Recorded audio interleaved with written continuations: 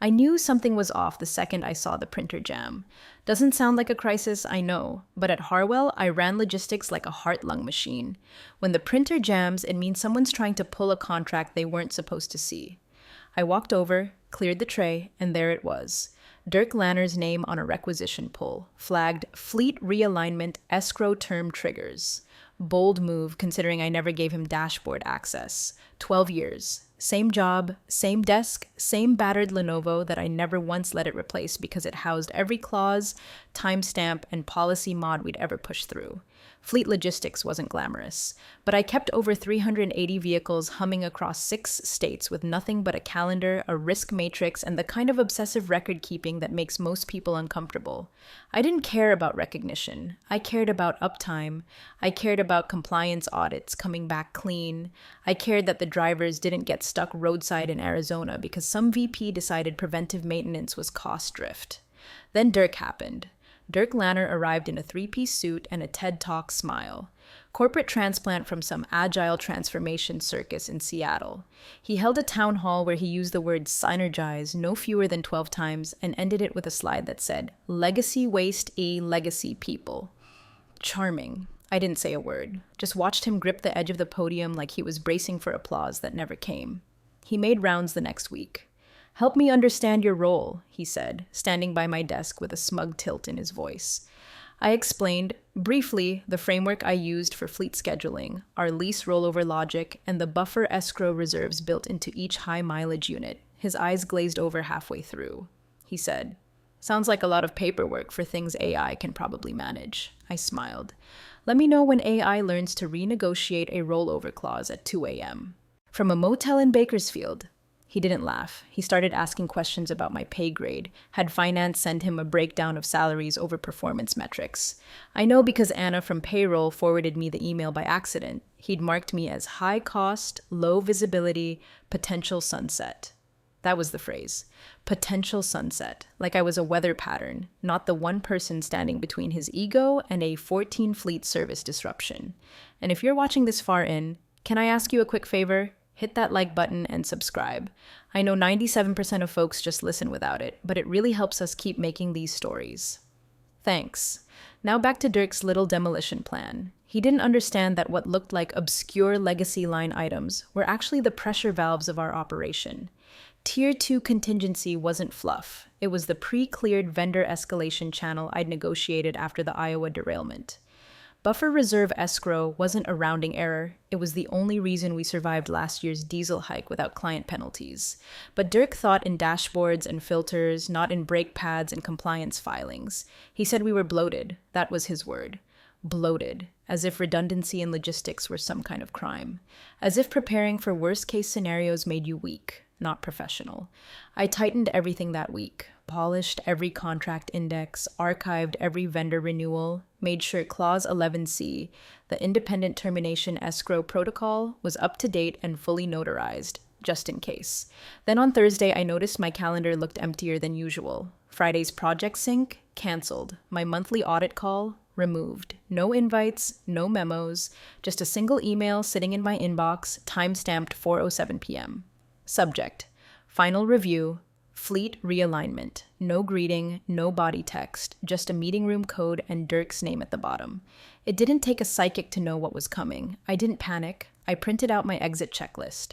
Updated the clause tracker one last time. Brought a thermos of black tea in case HR tried to stall me with those pathetic retention slides. Friday, 4:36 p.m., Dirk was already standing in the glass conference pod with one of the HR drones. She looked nervous. He didn't. He opened with, After reviewing our department structure, we've concluded your position is being made redundant, effective immediately. He smiled like he thought I might cry. I stood, handed him my badge, and said exactly one thing. Good luck on Monday. He blinked. Excuse me? You'll see. Then I left. Didn't slam the door, didn't look back, just walked out of Harwell Transport Group like someone who already knew exactly what they'd left behind and who was about to find out what it meant to cut the one person who understood where every axle, clause, and contingency in that company actually lived.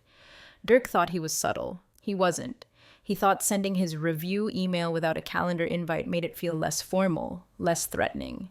But when someone puts final in the subject line and schedules it for 4:30 p.m. on a Friday, it doesn't take a genius to read the writing on the glass walls of that conference pod. The week before that email, his new analyst, some MBA intern named Connor, who still wore his college lanyard like it was a badge of competence, started poking around our internal billing structures. I caught his audit trail in the shared cost database, digging through tags like Tier 2 contingency and fleet float offsets. His comments said it all: obscure, bloated, legacy waste.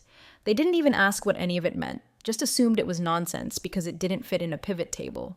Connor flagged my name to Dirk with a red highlight: high salary, low digital footprint. That's how they framed it. Because I didn't have some neon-colored dashboard or Slack channel with a goofy name like #FleetWizards, they figured I wasn't doing anything worth keeping. My work didn't flash. It functioned. That's what kept Harwell standing through floods, fuel protests, and 3 federal inspections that came within a hair of freezing our entire Midwest operation. But sure, let's delete the woman with the low digital footprint. Dirk called a team meeting midweek. "We've been assessing optimization opportunities," he said, beaming like he'd just solved world peace. "There's an opportunity to automate several roles that rely too heavily on manual approvals and outdated processes." I knew exactly what that meant. My name was already on the chopping block. I just hadn't gotten the courtesy call yet. See, what Dirk never understood, what he didn't bother to ask, is that every single manual approval I issued was a legal filter. I had mapped our risk exposure across 3 dimensions: time, asset class, and client tier. The buffer reserve escrow wasn't some arbitrary stash of funds. It was a contingency firewall I negotiated after the state of Missouri retroactively revoked our emissions clearance due to a typo on their end. We had 19 rigs rerouted in 48 hours, and not a single one hit a fee. Why? Because I'd built those buffers, anticipated failures, and embedded vendor swap clauses that let us flip contracts without blinking. Same with Tier 2 contingency. That wasn't fluff. It was the reason the Vaughn Pharma contract didn't implode when their backup facility in Texas lost power during that freak heat wave. The trucks rerouted, the temperature-sensitive meds stayed cold, and we got a personal thank you note from their COO. Dirk never saw it. I never sent it to him.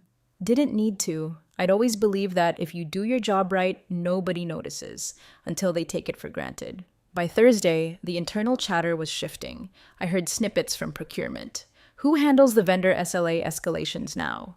One of the newer route planners asked why the dashboard showed a red lock icon on the compliance tracker. Someone in IT sent out a reminder asking if anyone knew who the named contract manager was for fleet escrow releases. No one replied, because it had always been me. But Dirk was convinced the system was the solution, that people like me, who held old-school authority, who cross-referenced 6 systems by muscle memory, were dinosaurs. Never mind that I built the very framework they now called the system. So when I saw his email, subject, final review, fleet realignment, I didn't panic, I didn't even blink. I just opened my document archive, confirmed the trigger flags were in place, and sent myself one final backup to a drive he'd never find. The exit script was already written, not by legal, not by HR, by me. Clause 11C was buried deep in our third-party fleet agreements, the independent termination escrow protocol. If a contract manager departed without a formal transition plan, the clause activated. Payments were rerouted, vendor access paused, service authorizations expired, compliance locks engaged. And Dirk, he had no idea any of that existed, because he never asked, never read, never imagined the quietest person in the building might be the one who built every single rail his supply train was riding on. I didn't fear what was coming. I recognized it. That kind of arrogant blindness always comes with its own punishment. All I had to do was step aside and let it unfold. Friday, 4:36 p.m. sharp. I was already walking toward the pod before the clock struck. Not because I respected the invitation. Dirk hadn't even sent it with a greeting, but because I like knowing exactly when the avalanche starts. The conference pod was all glass, all theater. HR sat to the side like a stage prop, her hands folded over a folder she hadn't even opened yet. Dirk was standing like he practiced in the mirror that morning, feet planted, arms wide like a magician about to reveal a dove. He didn't waste time. After reviewing departmental redundancies, we've decided your position is no longer necessary. Effective immediately. He said it with that smirking cadence people use when they've rehearsed something they think will shake you, like it was supposed to hurt, like I was supposed to plead or weep or show even a flicker of surprise. Instead, I reached into my bag, pulled out my badge, set it neatly on the table between us, and looked him in the eye. "Good luck on Monday," I said. He blinked. "Excuse me?" "You'll see." That was it. I turned, walked out, and left behind the chill of recycled air, those pale HR eyes, and Dirk's puffed up certainty that he'd just done something revolutionary.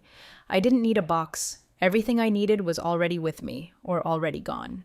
The backup files, the notarized contract records, the terminal keys, the service triggers embedded in legalese they never bothered to audit. I passed Anna from payroll on the way out. She gave me a look that said more than words could. I gave her a nod. She knew. She always did. Downstairs, the vending machine light flickered. Familiar, comforting. I bought a root beer for no good reason and sat on the bench outside, watching the trucks roll into the loading bay. They didn't know yet, but they would. They'd feel it in stages. Saturday, maybe, someone from the scheduling team would notice the telematics dashboard wasn't syncing with the maintenance logs. Sunday, a client would ping someone in procurement about why their fleet route hadn't been confirmed. And Monday would be the reckoning. Because without transition protocols, without the chain of custody I alone maintained, the fleet's legal compliance would default to escrow. That meant hold patterns. That meant vendors freezing service. That meant contracts in limbo. Dirk thought he was deleting an Excel sheet. He was pulling the pin on a live grenade. The system wasn't automated, it was alive, and I was the heartbeat. As I watched the dusk roll in, I thought about all the times I'd stayed late for reroutes, caught missing maintenance windows before they became lawsuits, negotiated last-minute lease extensions so Dirk could have a clean KPI line to show the board. Not once did I ask for recognition. Not once did I expect loyalty. But I did expect, maybe foolishly, some respect for the web of things I held together. Quietly, without headlines, without fail. I took a final sip of root beer, stood up, brushed off the bench, and as I walked to my car, I didn't look back at the glass walls or the glowing logo or Dirk's silhouette, pacing like a man who just remembered too late he forgot to ask the most important question. Who controlled the actual system? He never asked, so I never told, but he was about to find out. Saturday morning, Dirk was already firing off emails like a man trying to outrun smoke. I wasn't copied on any of them, of course, but Anna sent me screenshots. Said she accidentally had access to the wrong distro group. Happens. He told procurement to reassign my tasks. Shift contract oversight to Connor, he wrote, like that boy had ever read a lease clause that wasn't color-coded and narrated by a YouTube explainer. Legal confirmed it. Said Dirk had authority to restructure. HR filed the change notice. IT opened a task to update system access and transfer credentialing. All very official, all very doomed. The fleet contracts dashboard, the one they thought lived on a cloud instance named after Dirk's favorite acronym, was actually rooted in a permissions matrix I'd built from scratch, not a SaaS license. A local shell layered through redundant proxies, governed by escrow-based triggers. When I tried to access it, they got the welcome screen, then a blank redirect. No error message, no login fail, just a gray page and a blinking cursor. I'd built it that way for a reason. If the system didn't recognize the credentials as originating from a valid contract manager ID, it did nothing. No alerts, no flags, just silence. By Sunday morning, that silence was starting to buzz. One of the junior fleet schedulers, Chelsea, I think, posted in the internal Slack, "Hey, is it normal for route match to show pending sync authorization for more than 8 hours?" No response. Then Mexico City chimed in. Their regional manager emailed ops with a question that went viral within the company by Sunday evening. Why are our trucks flagged as non-compliant? That set off the first wave of calls. Compliance thought it was a licensing error. IT thought it was a time zone mismatch. Dirk, bless his linear little brain, thought someone just forgot to hit refresh. He told everyone to stay calm. He had contingencies in place. Said they'd circle back Monday with a revised access protocol. Meanwhile, I was sitting at my kitchen table with my third cup of coffee, watching the system logs update in real time. I wasn't hacking anything. I didn't have to. The contracts had built-in triggers. Smart contracts, sure, but not blockchain nonsense. Just pure logic built into the core of our service agreements. Clause 11C. If the named contract manager leaves without formal transition, all vendor authorizations are suspended until a new authorized signature is established and notarized across all active counterparties. The last time someone tried to override that clause was in 2018. The override attempt crashed 4 regional hubs and cost us $1.7 million in fuel credits. After that, the board told me, make sure this never happens again. So I did. Now it was happening again, except this time, no one had me on speed dial. I imagine Sunday night at Harwell felt like waiting for a storm you don't believe is coming. The lights are still on, the reports haven't failed yet, but something's off. The hum of stability is gone. Dirk probably still thought Monday would be cleanup. He'd planned to unveil a new dashboard tool at the department sink, maybe show off some PowerPoint slides about operational velocity and cost transparency. But instead, by the time the sun rose Monday, 5 cities were reporting service stations locked out of their own maintenance portals. Clients weren't receiving route confirmations. Regional managers were staring at dashboards with blank columns where fleet health reports should have been. And still, nobody could figure out why. The pieces hadn't clicked into place yet, but they were about to. And Dirk, who had spent all weekend repositioning himself as the guy with answers, was seconds from becoming the guy no one could look at without panic twitching behind their eyes. Because underneath all the tidy org charts and protocol drafts, the truth was spreading like a slow fog. The trucks were still parked, and the woman who made them move was gone. By 7:12 a.m. Monday morning, the dashboard Dirk loved to show off during meetings was lit up like a Christmas tree wired by someone with a grudge. Red, yellow, gray, then more red. 14 client fleets had ground to a full, legally enforced halt. Trucks that should have been halfway to Albuquerque sat inert in Houston, Milwaukee, Denver, Charleston, and Flagstaff, idle. Engines cold, not a mile logged since midnight. The telematics systems weren't syncing with the maintenance logs. Preventive service reminders, disabled. Geofencing triggers, offline. Route optimization, locked out due to unverified compliance. It didn't take long for the phones to start ringing. Harwell's main line got jammed by 8:30 a.m. Service stations from 5 cities all reported the same message when trying to authorize scheduled work. Authorization token expired. Contact listed contract manager to renew. Except there wasn't one anymore. Because I wasn't there, and no one, not legal, not ops, not even Dirk, had designated a successor. That's when panic set in. Someone from client services ran across the floor with a tablet in her hands like it was a lit fuse. "They're going to default," she said to no one and everyone. Vaughn Pharma just emailed. "Failure to provide compliant transport documentation within 48 hours will result in breach proceedings." Dirk summoned IT, legal, ops, and one poor soul from scheduling into the war room. I imagined it like a bad reality show panel, confused, overconfident, and completely unprepared for what was about to unfold. That's when the real gift landed. A junior analyst, Madison, fresh out of college, still writing notes in pink ink, was the one who found it. She'd been searching for past escalation templates in the archival system when she stumbled across a document titled Contractor Transition Readiness, Indexed Clauses, 2008 to 2022. She scrolled past pages of nested agreements, misfiled PDFs, and vendor lists until she found it. Clause 11C, Independent Termination Escrow Protocol. She read it, reread it, highlighted it. Then she raised her hand in the meeting, because she still thought corporate meetings worked like classrooms, and said, "I think this is what's happening." Dirk brushed her off at first. "That's legacy policy," he muttered. "We've migrated those." "No, sir," Madison said. "It's still active. The clause hasn't been sunset. The system backend references it in the service chain." Silence. Legal blinked. Ops stared at the screen. Madison, bless her brave heart, read the clause aloud. In the event that the named contract manager of record departs without a formal transition document acknowledged by the receiving entity, all system access, payment flows, and vendor authorizations shall automatically route to escrow status. The system shall default to compliance lockout mode until restored by a new notarized contract manager designation. She looked up. "It activated," she said, "automatically, at midnight." They asked where it was coded. "Who built the trigger?" She said, "Her name's in the commit history."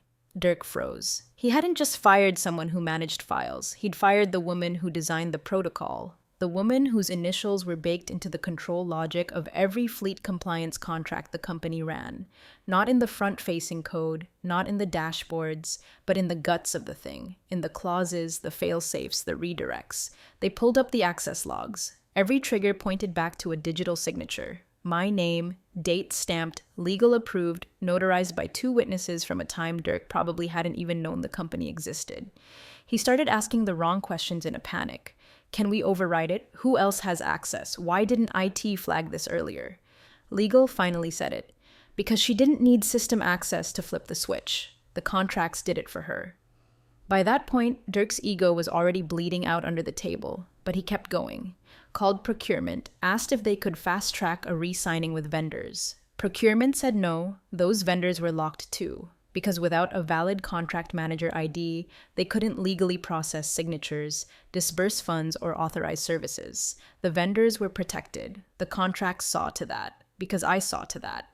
Harwell Transport wasn't dealing with a technical error. They were dealing with an autoimmune response. The system was defending itself from him. And in the center of it all, buried in the clause Madison had just read aloud, was the proof of what Dirk had refused to see. I hadn't been a legacy hire. I was the firewall. And now, they were locked out. Tuesday morning started like a slow bleed. No alarms, no loud bangs, just small fractures spreading in every direction. By 9:05 a.m., client services had logged 38 inbound calls. By 9:21, it was over 100. The scripts they'd been trained to read, "Let me connect you to our compliance officer," or "We're currently updating our systems," fell apart the moment clients started asking the real questions. We can't service our vehicles. Why was my insurance policy canceled? Where's the fleet compliance officer? It wasn't just calls. Emails began to pile up like storm warnings. Subject lines looked like distress signals. Escalated. Service failure, immediate response required, notice of non-performance penalty. Dirk told the comms team to issue a generic status update. We are currently experiencing an internal realignment process and appreciate your patience.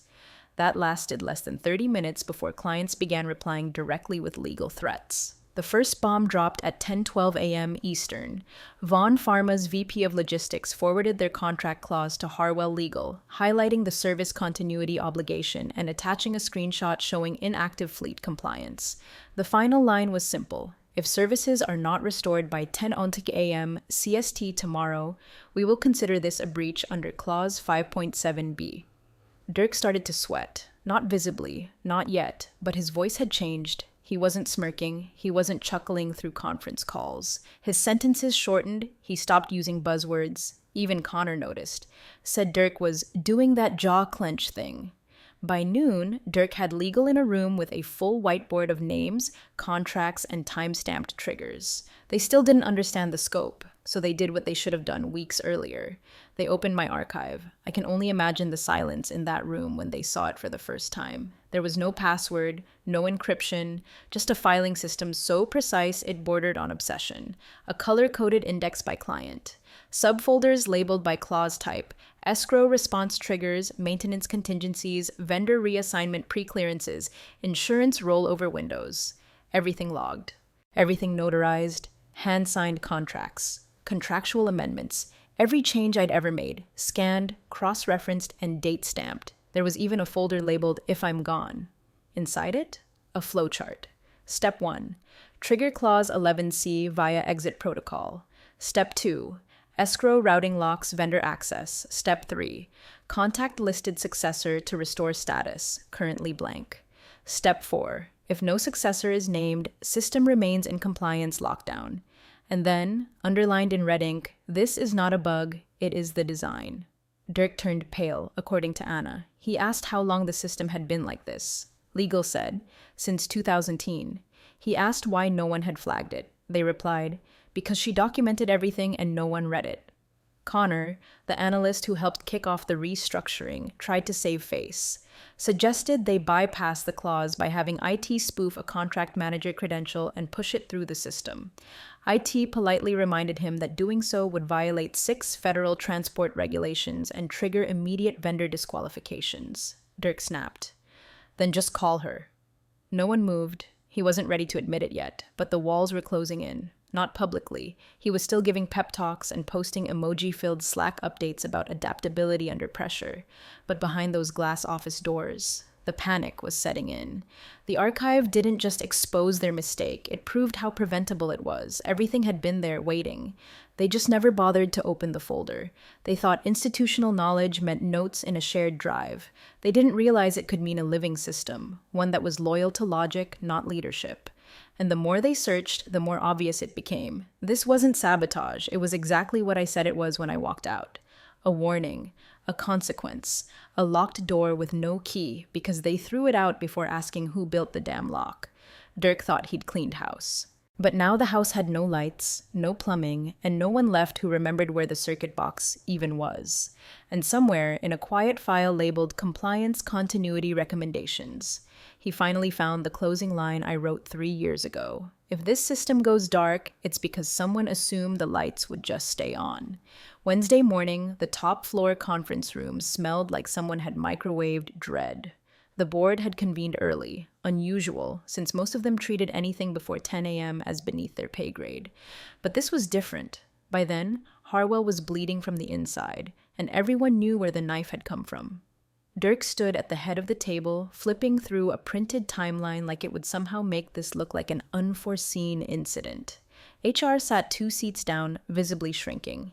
It had stopped pretending they had it under control. The CIO looked like he hadn't slept. Probably hadn't. Dirk's voice had taken on that edge, half bravado, half desperation. We were told she wasn't mission critical. Her tasks were low automation, high cost. HR signed off. IT confirmed her systems could be reassigned. She literally built the systems, someone from Ops muttered under their breath. Dirk ignored him. Legacy processes are always a risk. We just didn't know how deep she'd embedded herself.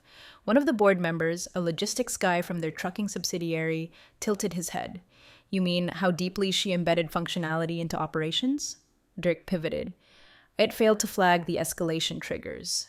IT shot back. Because they weren't in the systems, they were in the contracts. Another board member. Why didn't legal know? Legal's GC looked down at his tablet.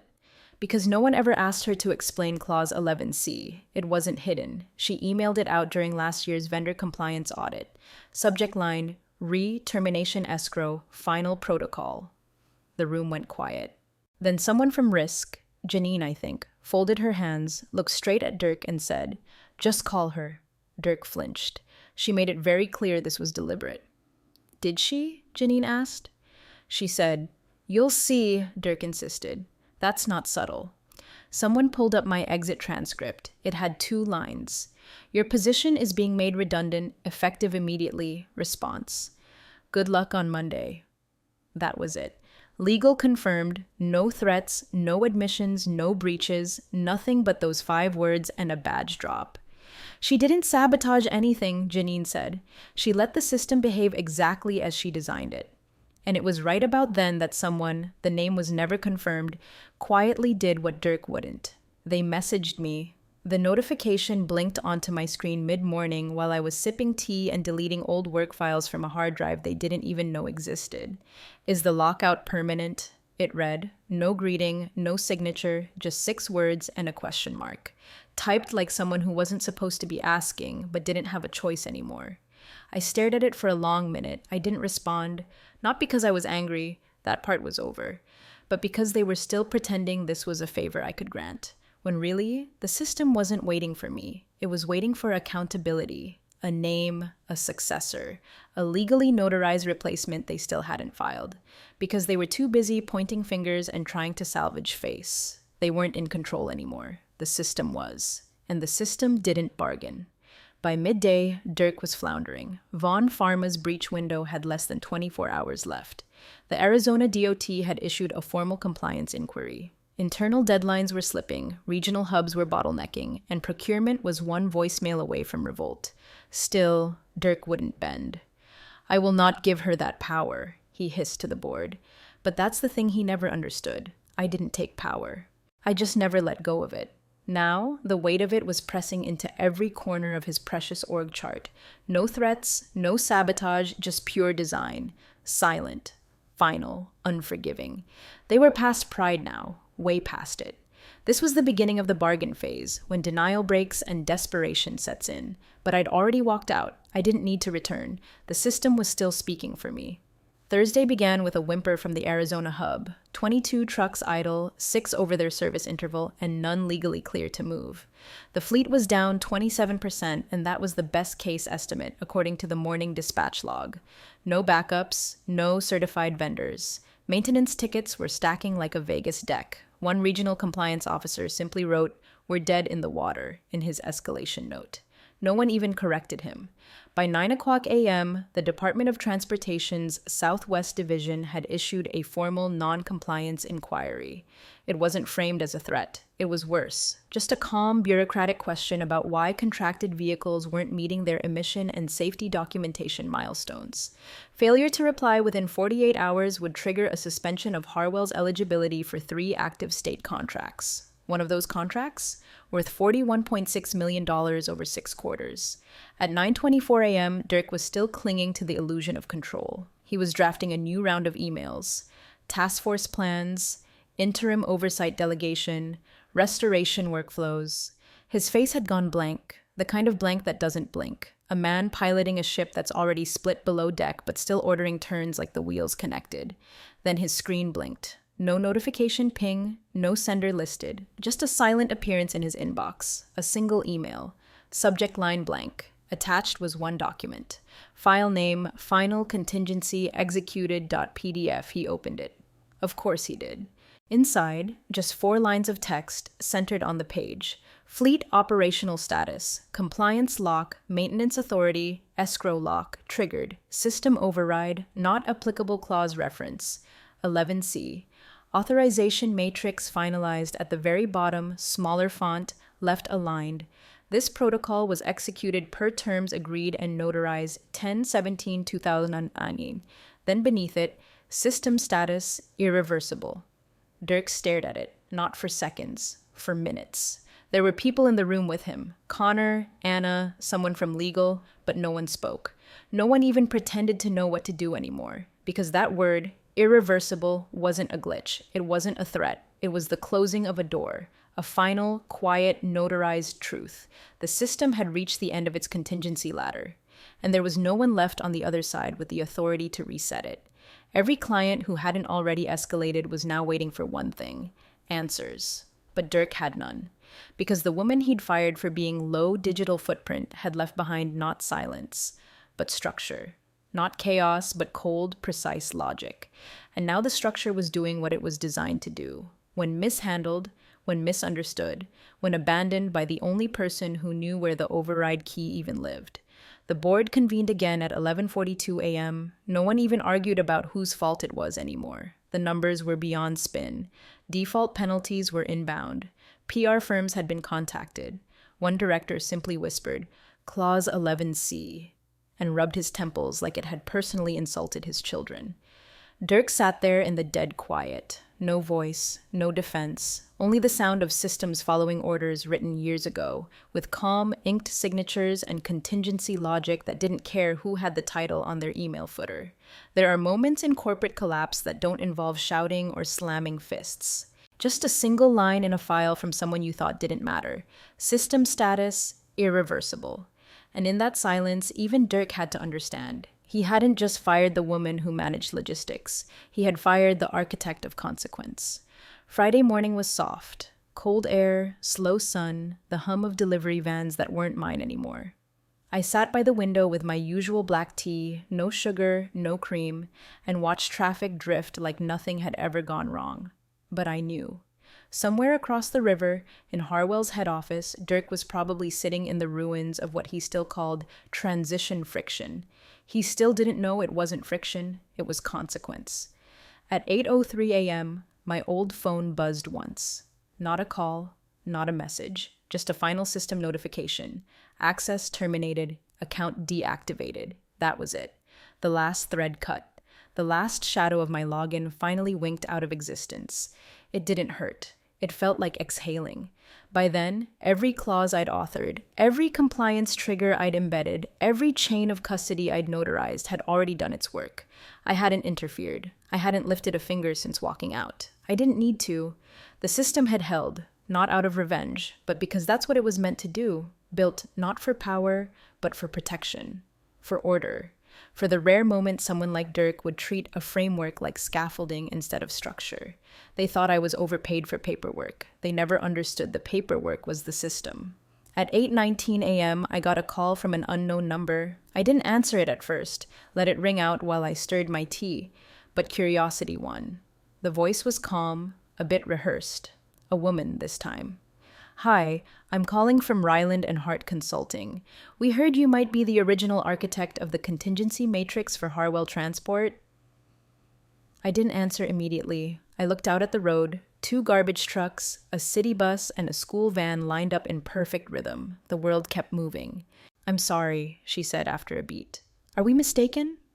I finally spoke, quiet and clear. "No, you're not." She paused. "Would you be open to discussing a senior resilience systems role? We've been following Harwell's situation. You don't need to name names. We already understand." I didn't say yes, not right away, but I didn't say no either. By 10 a.m., 2 more emails came through, one from a compliance firm in Chicago, one from a legal tech group in DC, all with the same question: did you build the system that shut down Harwell's fleet? I left them unanswered. Sometimes silence is the signature. I finished my tea, rinsed the cup, and stepped outside. The world felt clean, not vindicated, just quiet, like the kind of quiet after a long, steady storm, the kind where nothing needs explaining anymore. At 11:07 a.m., I replied to just one of those emails, not with a resume, not with a pitch, just a sentence I knew would make its way back to the right boardroom. Tell him it wasn't personal. He just didn't read the fine print.